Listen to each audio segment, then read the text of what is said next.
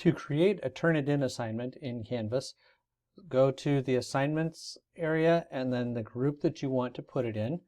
Hit the plus to the right of the group and create the assignment itself.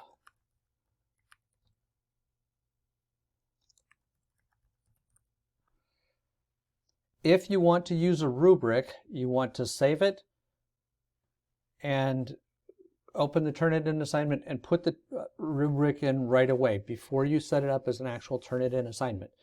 If, on the other hand, you want to use Turnitin and maybe do a rubric and turn it in, you can do that after you have created the assignment.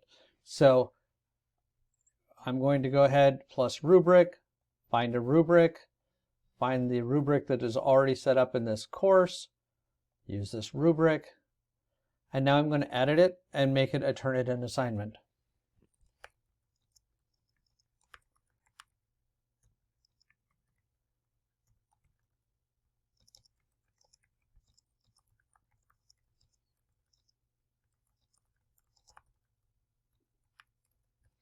All right. I specify the number of points that I want.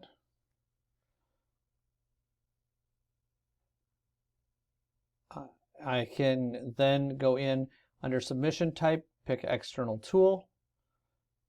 Under external tool, find, scroll down. It's almost at the very bottom. It's called Turn It In. Myself, I like to load in a new tab. You don't have to do this, but it does make it so that if something doesn't go right, it looks a lot cleaner and you don't have error messages popping up on your screen for your students or for you. So I suggest load in a new tab. You have the same questions as you do for the rest of assignments. How many submission attempts are you going to allow and stuff like that. And you can go ahead and save it. Once you do that, you have options. If you have done Turnitin assignments before, that's all you need to do. But the first time you set up a Turnitin assignment, it's really nice to go in and check it out. So here under Turnitin, you've got optional settings, and there's a couple of different things that you might want to look at. So notice behind each of the options, there's a question mark, and you can move your mouse over it and it will automatically tell you what that's for. So one thing I like to make sure is set is allow late submissions.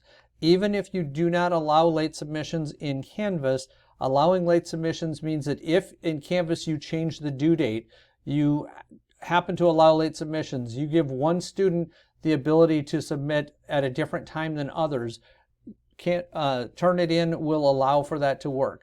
If you don't do this, then any of those things I just talked about, you need to go in and you need to adjust Turnitin to make it work. Okay? You can attach a rubric. This is a Turnitin rubric, and you would handle that differently than the rubric in the assignments. The next part I really like to look at is generate reports immediately. The students cannot resubmit.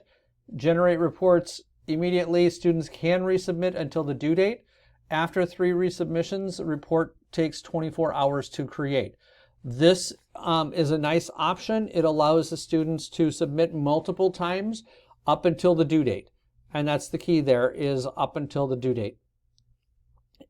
It lets them find out that something is listed as plagiarized even before you even see it. So this is a nice option to have available. The last one, generate reports on the due date. Student can resubmit until the due date. So that one just lets them resubmit. The bottom two make it so that if a student comes in and says, hey, I submitted the wrong thing, they can still resubmit up until the due date itself. So those are really nice options. I typically find one of them, especially the middle one, to be one of the most useful available.